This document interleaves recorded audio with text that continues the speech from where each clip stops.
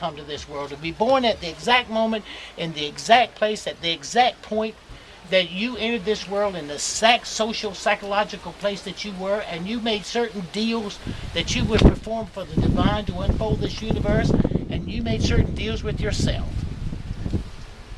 to be able to come and put yourself in situations so you can achieve, that you can grow and expand and unfold divinity and love in this world. What is the purpose of this life? Compassionate empathy. To develop the art of compassionate empathy. To look at someone, be in that place, and then see compassionately what you would do to help. Period. And I'll tell you how I know that in just a minute. And you look at yourself as a second person point of view. You look at it. You're realizing that that might be you, but you don't consciously realize it's you. Because you are above it looking at it. Now think of this. What if you never heard a near-death experience? And what if all of a sudden you were struck by lightning? You're burning and you're on fire. You can't see.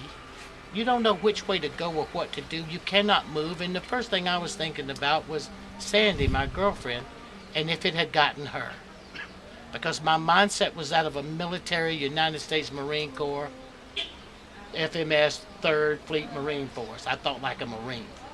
You dig in, you find your position, you get as much ammo, and you hold out, or you try to determine where the enemy is. I was thinking about her. At that exact moment, when that came into my mind, with me floating above my body, Sandy was down the hall, and she said, "Wow, that was a close one." She'd heard the lightning strike. She didn't know it struck me. And I heard her say, "Wow, boy, that was a close one." And I said, rocket scientist. So here you are. You're floating above. This is all going to happen to you, everybody. This is how it happens. If you get this in your mindset, you begin to empower your own life. You begin to care about everything that's here and what these people are doing and why. Because what you'll do is you'll look at this event as a small fraction of your identity. A small little fraction of who you are, as opposed to what you think you are now. This is a small obligation to divinity. Because the only way that love can come into a physical environment is through what you think and feel about what you see around you. What you think and feel about what you see that's around you. So how does the divine get love and compassion into this environment? Through each of you. Through the love that, like Mara's puppy, through the love that your animals give you, to the joy that you see when you hear birds sing, like listening to that music in the background. That interaction is how the divine gets it from anywhere else to here. That's how important you are in the unfoldment of divinity in this world. That's how important you are. Think about it. And let me tell you what the other crisis is. When you chose to come, you don't ever really think that you're a great, powerful, and mighty spiritual being with dignity, direction, and purpose. You are a great, you can look these words up in the dictionary, everybody. Because remember, this whole presentation is about the 6 things you will only do. Remember, I said it would be about these things. I don't get off track too far, everybody. I don't go anywhere. I'll stay on target. There's only 6 things you'll ever do. As a mental, physical being, you only do 2 things: gratification and preservation.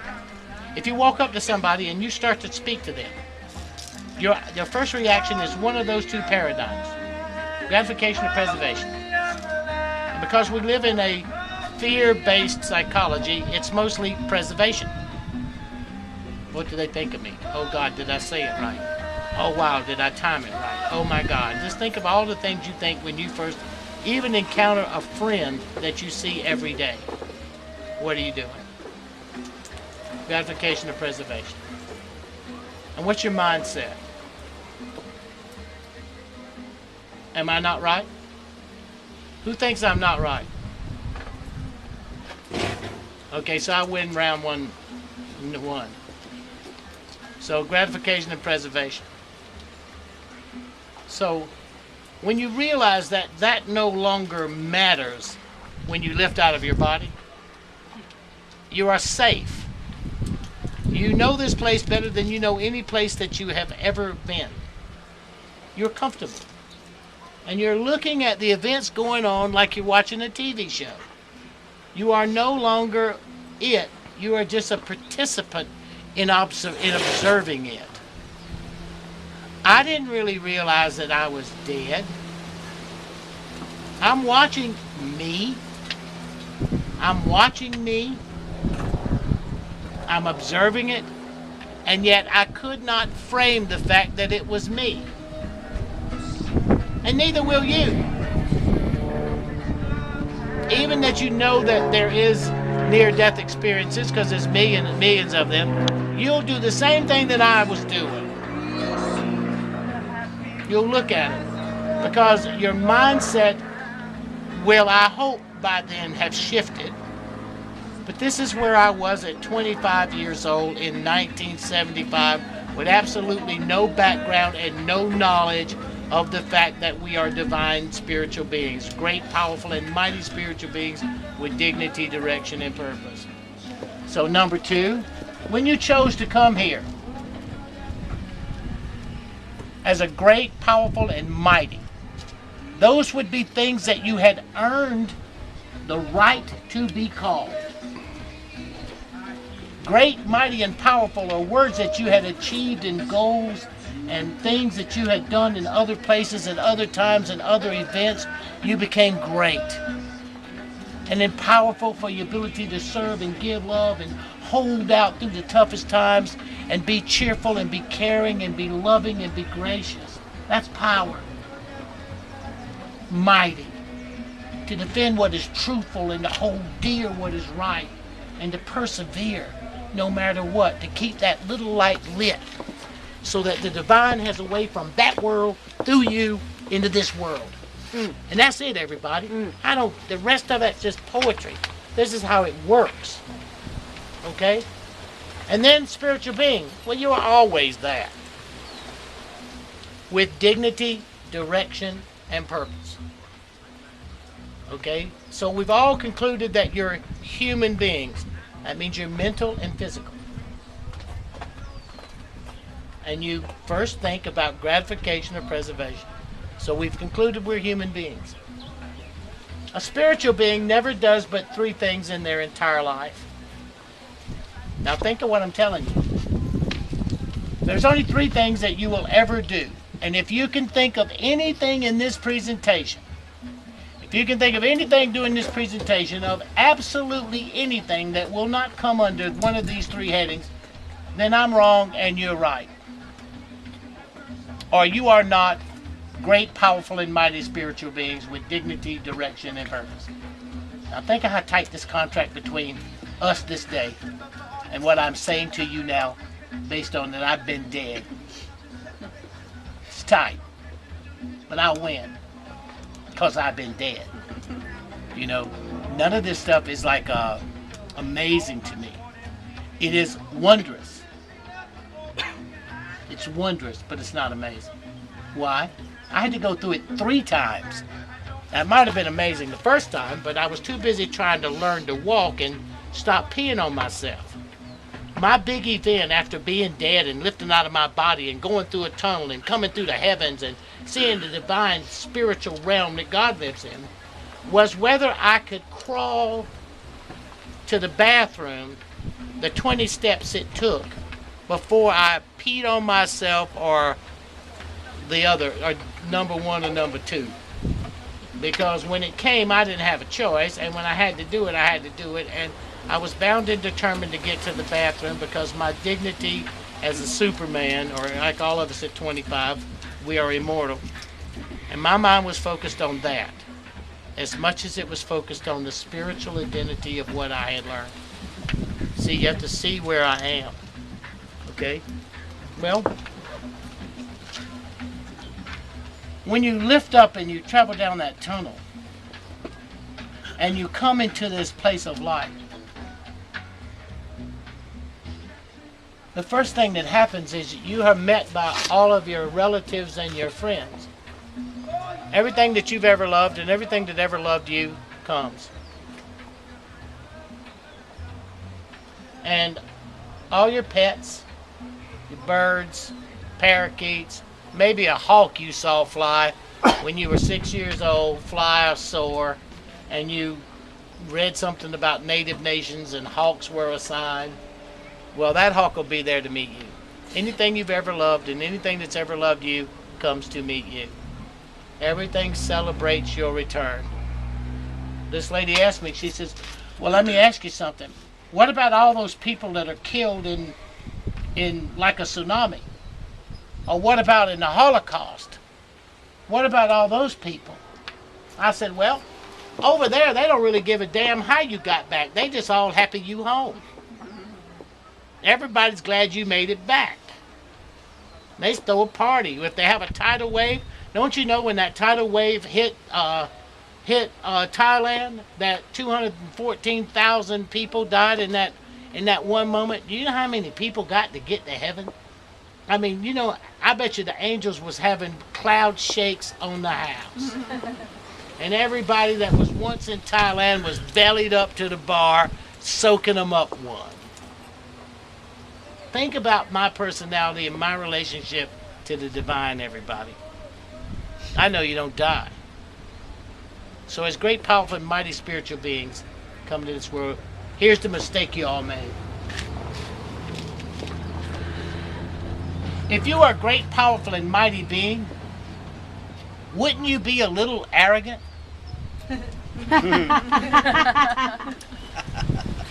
Wouldn't you? If I was a great, look up the definitions of great, powerful, and mighty, and see if you had achieved that in the eyes of God, wouldn't you be a little biggity? So here's the big problem that we have as great, powerful, and mighty spiritual beings. We believe that there's nothing that we can get ourselves into that we can't figure out how to get ourselves out of. So if you want to know who screwed your whole life up, you did it. Because you tried to create the most impossible crap that you could possibly create. So being great, powerful, and mighty, you can figure out how to get out of it. Now, think about me. I keep thinking I can get up from the dead. So about every 10 to 12 years, I kill myself just to see if I can. Think about it. So when you get there and you meet all your relatives, the first thing you should think now is you hope you don't die when the Nebraska dairy farmer passes, because you got to be worried about seeing all your loved ones and getting in between all them cows over there, because all those dairy cows have come to meet the dairy farmer when he comes back. I don't want to go when the Tyson's chicken man goes. Because you know how hot them chickens are going to be? When I can see those chickens now. When Tyson kills 13 million chickens a day, 13 million chickens a day, who in the world wants to die when the Tyson's chicken man goes? Them chickens going to be raised in hell when that cat gets over there, okay? All right, he got to be every one of them chickens. Great, God Almighty. And then you let go of this world. You see a different identity of yourself, and you let go of this world. And then you watch your life pass before you in a 360-degree panorama. You have missed nothing. You know how many hairs was in the nose of the doctor who pulled you from your mother. You know every label of every can. You know how many leaves is on the tree. If you walked under this when you left the hospital, if your mom carried you under this, you could get to the other side and know how many of these blossoms were on every tree, how many leaves. You perceive all of that. Why? You become a part of it, and it becomes a part of you. The polarization of separation disappears. Positive and negative, light and dark, day and night, good and evil. None of that stuff even matters. It doesn't come into a place. It no longer, the polarity of that stuff disappears. It has no impact on you whatsoever. Okay? And you're in this place. So you will see your life pass before you in a 360-degree panorama. But you're watching it as a great spiritual being. You're watching it with dignity, direction, and purpose. That's what you're doing. And you're not poor, pitiful you. Oh, God, I did bad. Because I can guarantee you, me watching my life pass before you was a sad state of affairs. Ah! Oh, God, do you know how many times when on this side of the veil, I thought I was hitting somebody else in the face, and on the other side of the veil, I realized it was me I was hitting in the face? Wow. Do you know how many people I thought I shot as opposed to how many times I shot myself? Wow. And I had to feel what each of those people went through and what they were going through, and I had to identify with it. You will see your entire life pass before you, and then you'll watch it from a second person point of view as though you're your own best friend. And you'll say, whoa, was that a smart thing to do, Dan? Or whoa, is that the dumbest thing anybody ever thought of? And most of mine was, whoa, is that the dumbest thing anybody's ever thought of? Oh, God, how in the world could I have thought that ever had value or matter? Ever. And then, you become every person that you've ever encountered. And you feel the direct results of your interaction between you and that person. You will be everybody. Everybody. This is staggering information, everybody. I've said it 1,000,000 times in the last 30 years. People don't grab it. Because if you get this, you have the rest of your life. And if you don't get it, you will only keep taking yourself down a pathway that keeps running into walls. Because without this identity of direction and purpose, you never really understand the dignity that you have earned the right to possess. You never do it. I mean, they took killing me a couple of times. So the second coincidence, I'll stay on track, everybody.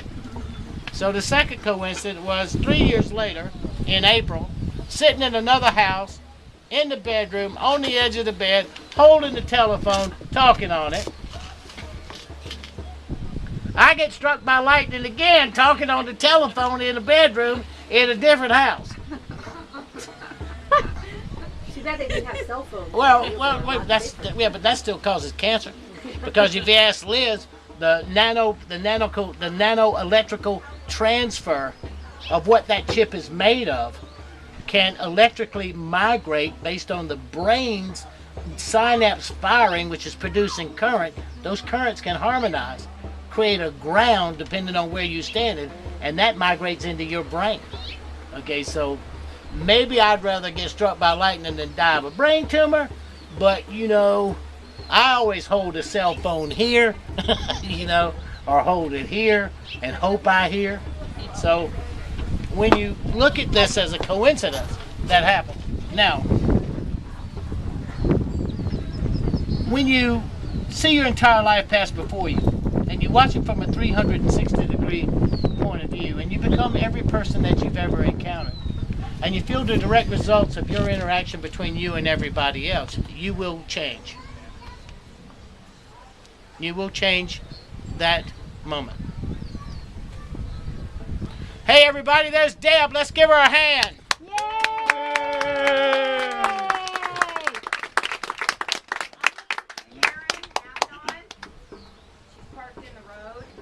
Well, you know what? She was over here and then I saw her walk away. She knows I'm looking for her because I'm going to slit her throat. We'll have a murder right here. They love blood, those chickens. They're cannibals. So if anyone sees her again, tell her her car is going to get towed unless she moves it. Okay. It's in the I think road. someone's running off to find her. Thank you.